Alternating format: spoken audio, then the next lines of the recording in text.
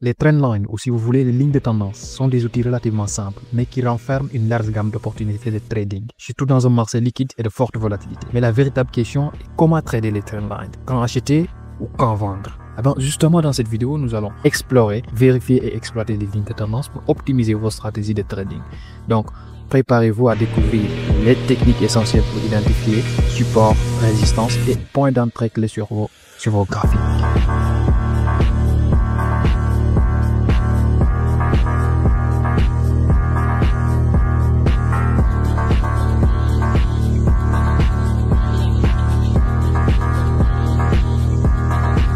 Voilà, maintenant commençons par la base. Comment tracer une ligne de tendance? Ça semble évident, mais en réalité, beaucoup de traders ne savent pas véritablement tracer une ligne de tendance. Alors, pour tracer une ligne de tendance, la première étape consiste à identifier vos points swing. C'est quoi un point swing? Ce sont des points clés sur le graphique où le prix change de direction. Par exemple, quand il s'agit d'un creux swing, il se forme tout simplement quand le prix baisse puis rebondit. Et c'est le moment où les acheteurs entrent en chaîne. À l'inverse, un sommet de swing se produit lorsque le prix monte puis redescend, indiquant une possible pression vendeuse. Ensuite, une fois ces points identifiés, reliez au moins deux de ces points majeurs avec une ligne droite. L'idéal est de choisir une ligne qui touche bien sûr plusieurs fois, que ce soit par le biais des mèches ou des cordes de bougie, afin bien sûr de confirmer la validité de la zone de support ou de résistance. Enfin, rappelez-vous que ces lignes ne sont pas véritablement des barrières fixes, mais plutôt des zones d'influence. Une légère variation est normale et reflète plus fidèlement la dynamique du marché. Cette approche flexible vous aidera bien sûr à anticiper des mouvements futurs avec plus de précision. Une fois votre ligne tracée, il est essentiel et fondamental de vérifier sa précision. Donc, observez bien attentivement si certains points semblent se superposer trop étroitement à la ligne, c'est le signe qu'elle est trop rigide ou mal placée. Dans ce cas, il faut ajuster la ligne pour qu'elle épouse mieux l'évolution naturelle du prix. Une ligne de tendance précise doit offrir plusieurs points de contact sans être trop serré, garantissant une représentation fidèle de la zone de support ou de résistance. Donc, cet ajustement vous permettra justement de mieux anticiper les rebonds ou les breakouts. Maintenant que nous savons comment tracer et vérifier nos lignes de tendance, passons maintenant aux stratégies de trading qui en découlent. Les lignes de tendance ne servent pas uniquement à afficher la direction du marché. Elles sont de véritables repères qui vous permettra justement d'identifier des opportunités de trading, que ce soit par des rebonds sur la ligne ou par des breakouts indiquant des changements de tendance. Donc, chaque mouvement autour de ces zones clés peut constituer un signal d'entrée ou de sortie de position. Alors, nous allons ensemble explorer plusieurs stratégies concrètes pour exploiter ces signaux. Parlons de la stratégie du rebond. Imaginez que le prix teste à plusieurs reprises une ligne de tendance qui agit comme une résistance en période de baisse. Au premier rebond, le marché hésite. Puis à la deuxième, il se confirme encore. Et finalement, au troisième rebond, le refus se manifeste clairement. Dans une tendance baissière, ce troisième contact avec la résistance est souvent le signal le plus fiable pour entrer en position courte. Vous anticipez ainsi une poursuite à la baisse et vous pouvez positionner votre trade en conséquence. Cette approche repose principalement sur la répétition et la confirmation progressive du signal par plusieurs tests de la ligne de résistance. Donc, c'est ça en fait. Alors, comme vous le savez, une stratégie à la perfection, ça n'existe pas. Mais pour confirmer et mieux sécuriser cette stratégie, nous allons justement utiliser l'indicateur stochastique pour la confirmation. Donc, dans une tendance baissière, lorsque le prix s'approche de notre ligne de tendance, nous surveillons l'indicateur stochastique. Lorsque la ligne bleue atteint la zone de surachat, généralement au-dessus de 80%, et redescend ensuite, cela confirme le signal de vente. Et ce mouvement indique tout simplement que le marché a atteint un sommet temporaire et qu'un retournement à la baisse est imminent. Donc, protégez votre position, placez un stop, ça c'est important. Donc, il faut veiller à ce que vous placez un stop qui est légèrement au-dessus des derniers sommets du swing. Donc, le dernier sommet du swing est intéressant pour le placement du stop et fixer un objectif de gain équivalent à 2 fois le montant risqué. Donc, cette gestion rigoureuse du risque est la clé d'un trading réussi.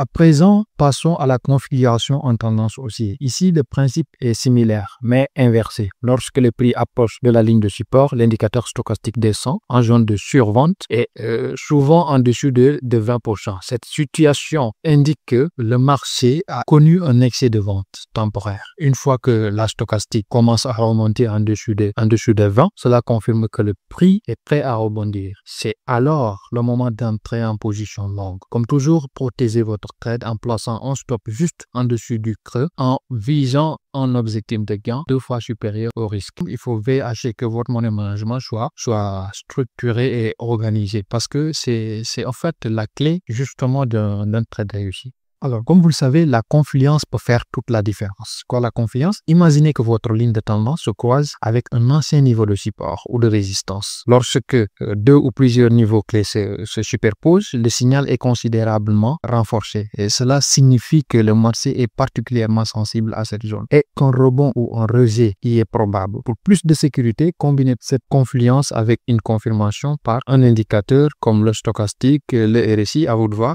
En tout cas, il faut toujours veiller à ce que vous confirmez vos stratégies par des indicateurs parce que c'est ça qui va vous permettre d'éviter des faux signaux.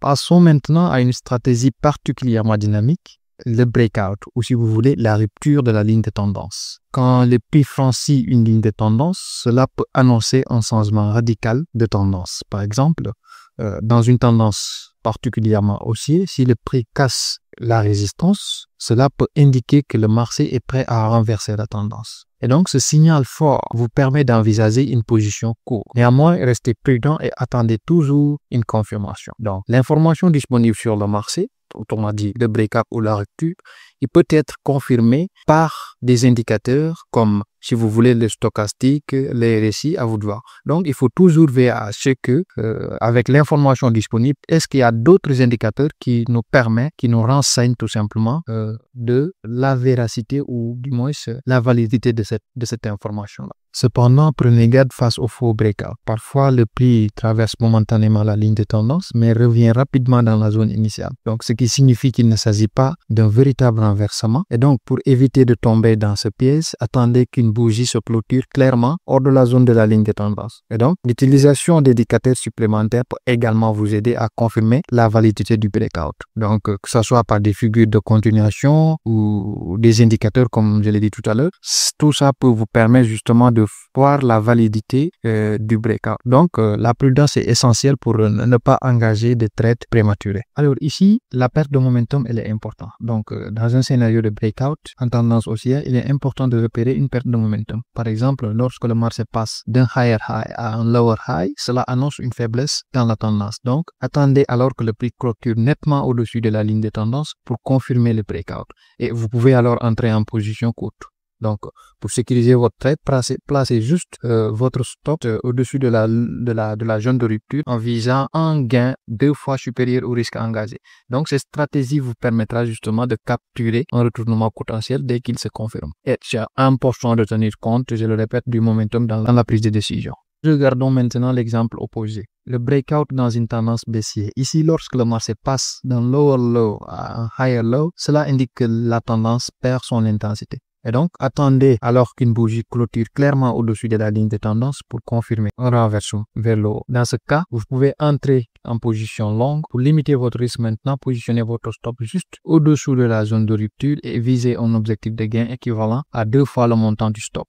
Cette approche permet d'exploiter les retournements de tendance avec une gestion rigoureuse. Voilà, nous arrivons à la fin de cette vidéo sur les lignes de tendance. J'espère que vous avez apprécié cette exploration détaillée et que vous vous sentez désormais armé pour analyser vos graphiques. Pour ne rien manquer dans nos prochaines vidéos, vous pouvez vous abonner et d'activer la cloche de notification. Et j'attends avec impatience vos commentaires, vos suggestions dans les commentaires. Et voilà, merci et à très bientôt.